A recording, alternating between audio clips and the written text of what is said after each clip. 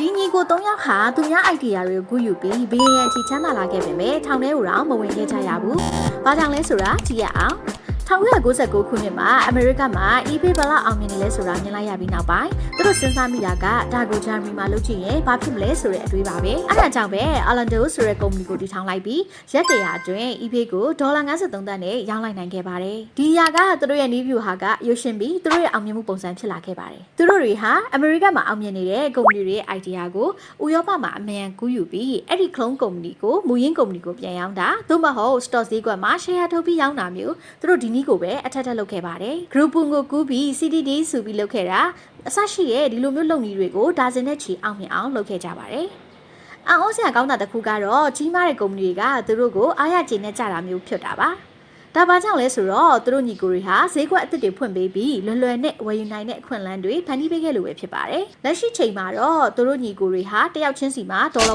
1.2 ဘီလီယံတန်ဖိုးရှိပိုင်ဆိုင်ထားပြီပဲဖြစ်ပါတယ်။ကဲဒီတော့သူများ idea တွေကိုကူးယူပြီးဘီလီယံဖြစ်သွားတဲ့ဒီဇလန်ကိုတင်ရောဘယ်လိုထင်ပါသလဲ။ In the bridge ကနေစီစဉ်တဲ့ sharing is caring program မှာတူတယောက်ချင်းစီကို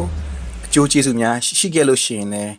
ကျွန်တော်တို့ရဲ့ Facebook page လေးကို like and follow YouTube ကိုလည်း subscribe လုပ်ပေးဖို့တောင်းဆိုလိုက်ပါတယ်ကျေးဇူးအများကြီးတင်ပါတယ်ခင်ဗျာ